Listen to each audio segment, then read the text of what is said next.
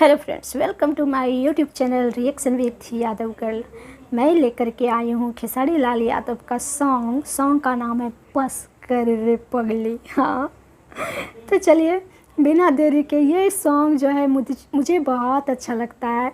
देखो, आप लोग बोल रहे होगे कि ये हर एक गाना को बोलती है बहुत अच्छा लगता है, बहुत अच्छा लगता है। अरे यार, सच में बहुत अच्छा लगता है मुझे ना। इस टाइप के सॉन्ग बहुत अच्छे लगते हैं। ठीक है, तो देखते हैं। चलिए पहले मैं इस वीडियो पे रिएक्ट करती हूँ, इसके बाद आप लोग तो बताओगे ही, क्योंकि मेरे प्यारे प्यारे जो है यूट्यूब फैमिली हैं, बताएंगे ही कि आप मेरा रिएक्शन कैसा लगा। तो चलिए वीडियो को प्ले करते हैं। मैं करूँगी रिएक्ट और आप लोग करोगे कमेंट। चलिए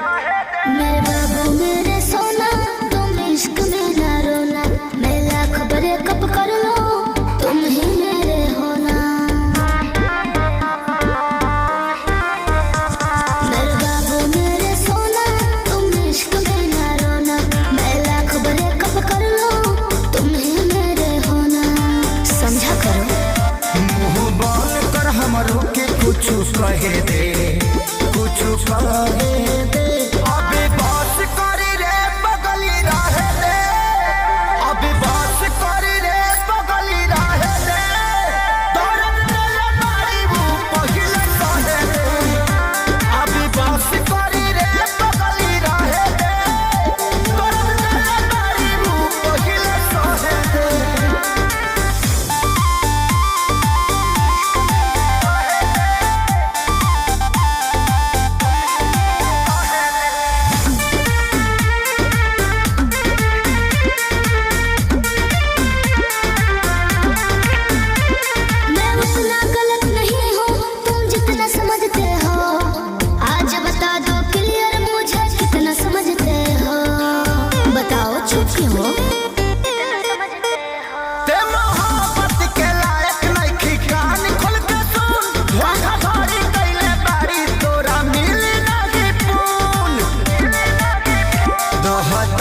अपना लाइफ में तो दहे दे, जानू दहे दे, अभी बात करी रे बगली रहे दे, अभी बात करी रे बगली रहे दे, दर्द दिल मारी वो पहिले कहे दे, अभी बात करी रे बगली रहे दे, दर्द दिल मारी वो पहिले कहे दे।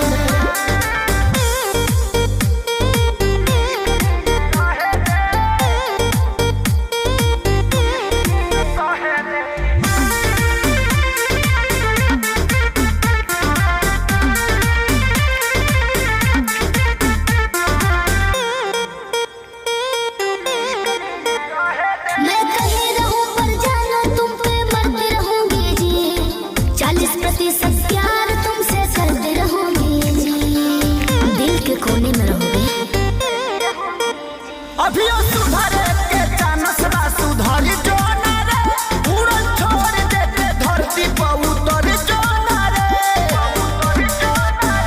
अब ही उम्र वाला हवे के तो लहे दे, जानू लहे दे, अभी बात करी रे बगली रहे दे, अभी बात करी रे बगली रहे दे, दर्द दिल मारी वो पहिले कहे दे, अभी बात करी रे बगली रहे दे, दर्द दिल मारी वो पहिले कहे दे। गजब यार, मज़ा आ गया सॉन्ग सुन करके। बल्कि अभी भी मैं तुम्हारी 40% हूँ। गजब, मुझे बहुत अच्छा लगा सॉन्ग। मैं पहले ही वीडियो स्टार्ट करने से पहले ही बता दी थी। चलिए, बहुत मज़ा आया। बस कर रे पगली बस कर।